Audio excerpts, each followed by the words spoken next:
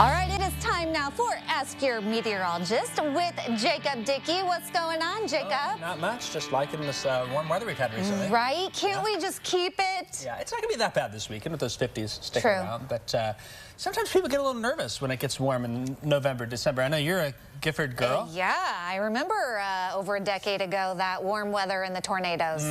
Yeah. So do we need to be concerned about that? Well, that's our first question, I think, isn't it? Okay, yes, let's take a look. We've gotten that quite a bit. You know, people asking, hey, normally it's in the 70s in November. I'm a little nervous. Why do we not have severe weather in the forecast? Well, so why don't we?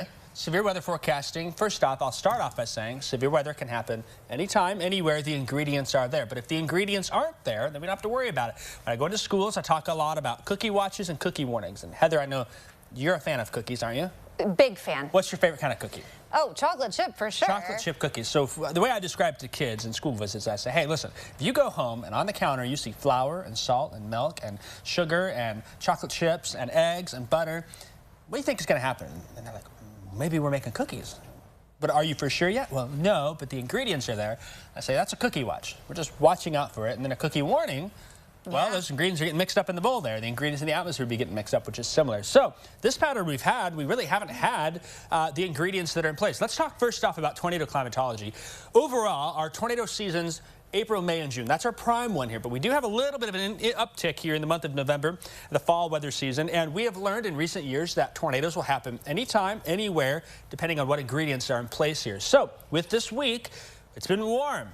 What's going on here? First off, we got a little wind shear in the atmosphere, low pressure passing on by, and there's a cold front coming through giving us some lift, but we really have to get all four of these, and there can't be too much or too little. It's kind of like those cookies. If you put too much salt in, you notice a problem with that. Same thing with the storm ingredients. We don't really have enough instability, and we don't have enough moisture either in place, so that's kind of the one thing that we have to watch for severe weather and whatnot. And then when tornadoes happen, too, the instability being one of those things we'll be lacking this week. We got to warm things up at the surface or make things cold off. Well, usually our tornadoes happen in the afternoon and evening during peak heating of the day. So that's one of those things that we look for here.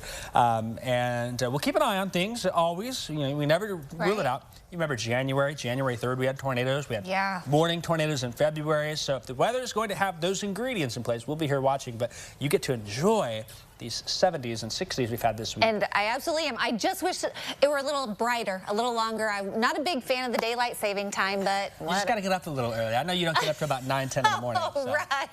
Right. Okay, let's get to our next question because I did get this little alert on my phone over the weekend about the fog. So our next question, we've had a couple of really foggy mornings. Are they more common during the fall? They actually are more common. You know, the November is usually one of our foggiest months here in central Illinois. And you think about it, fog is clashing of air masses. We've got warm air, cold air. We're making things happen out there. It's kind of that transition season. So a little more common here in the fall. It can happen some of the spring, and it can happen anytime, too.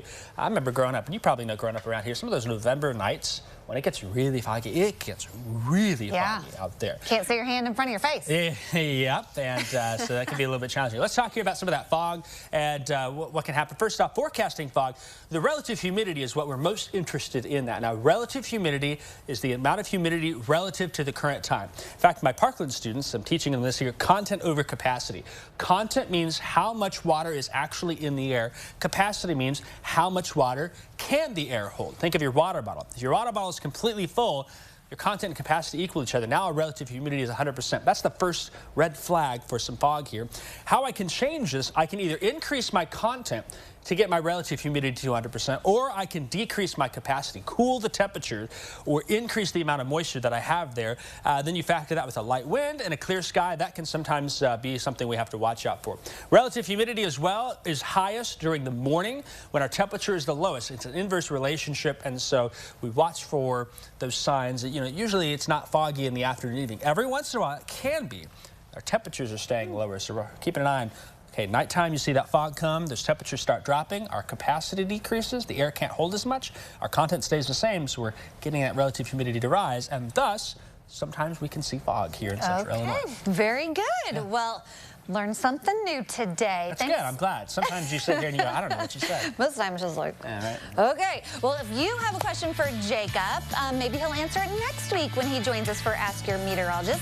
There are the different ways you can connect with him, whether it be email or Facebook, and we will be with him again this time next week.